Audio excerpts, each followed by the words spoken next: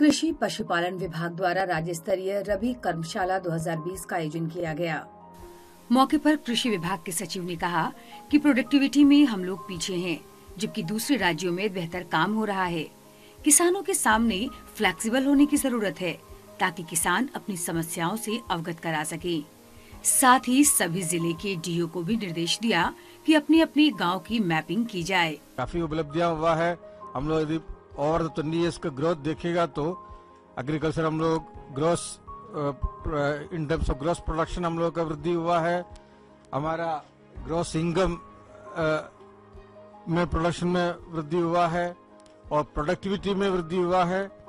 ये सबको हम इंकार नहीं करेंगे, लेकिन अभी भी नेशनल एवरेज से तुलना करेगा तो कई आइटम में अभी भी हम लोग पीछे है।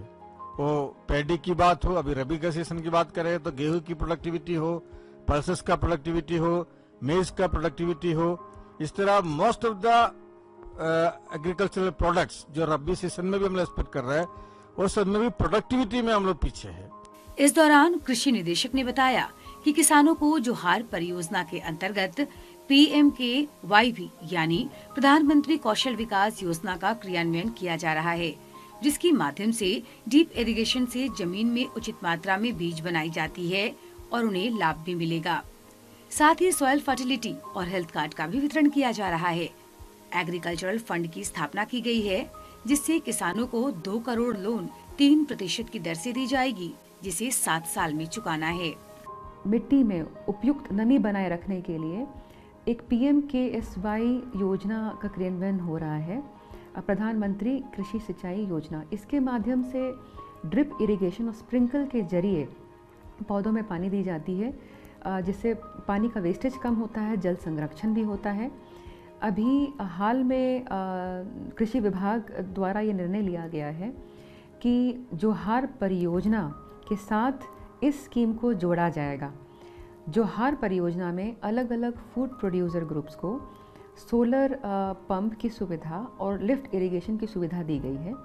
तो इसी लिफ्ट इरिगेशन और सोलर पंप से हमें ड्रिप इरिगेशन को जोड़ना होगा। साथ ही PM किसान के लाभुकों को आवश्यक रूप से KCC लोन से जोड़ने का लक्ष्य है। और एग्रीकल्चरल मैकेनाइजेशन में सरकार अलग अलग योजनाओं के तहत एग्रीकल्चरल इम्प्लीमेंट्स 40% से 50% अनुदान पे किसानों को देंगी। इसके साथ ही एक नए स्कीम की घोषणा सरकार ने की है, एग्रीकल्चरल इंफ्रास्ट्रक्चर फंड। इस योजना के जरिए किसान 2 करोड़ रुपए तक का लोन ले सकेंगे, जिसकी लोन गारंटी भी सरकार लेगी और इस लोन को किसान 7 सालों तक चुका सकेंगे। इस लोन में 3% इंटरेस्ट सबवेंशन की सुविधा भी दी जा रही है। ऑर्गेनिक कृषि पर अधिकारियों ने अपनी अपनी राय रखी। हम लोगों को जरूरत है कि ये जो चेंज हो रहा है दुनिया में, उस चेंज को समझने का। जो ऑर्गेनिक वेजिटेबल पे नया फोकस जा रहा है हेल्थ बेनिफिट्स को लेकर के, तो ये जो एक नया मार्केट हर जगह पे तैयार हो रहा है, which is again a premium market, हम लोग चाहते हैं कि उस मार्केट को हमारे झारखंड के फार्मर्स जो है वो टैप कर सकें, उन मार्केट्स तक वो पहुंच सकें। तो इसके लिए जरूरी होगा कि हम लोग अपने पूरे स्टेट में इस तरह का फार्मर बेस क्रिएट कर सके, जो कि इन तरह के जो क्रॉप्स हैं, हॉर्टिकल्चर क्रॉप्स, उसके प्रोडक्शन के लिए वो आगे आए।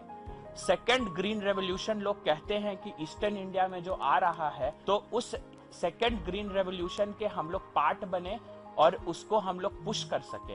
And we do not miss the train this time. जब झारखंड बना था शायद उस वक्त 20-22 लाख टन ही खाद्यान्न पैदा होता था, जबकि हमारी आवश्यकता थी करीब 40-50 लाख टन, 50% डिफिशिएंट से। ये हम सबों का साझा प्रयास है कि आज हम 50 लाख टन तक खाद्यान्न पैदा कर पा रहे हैं। तो ये ऐसे ही नहीं हो गया, ये कृषि विभाग का सहयोग, उसका प्रयास, वैज्ञानिकों का योगदान और हमारे कृषकों का जो है अभिरुचि और आगे आने की वजह से हुआ है। राज्य और केंद्र की योजनाओं पर चर्चा करने के लिए प्रत्येक वर्ष रबी कार्यशाला का आयोजन किया जाता है, जिसका मकसद है किसानों तक उचित जानकारी पहुंचाना।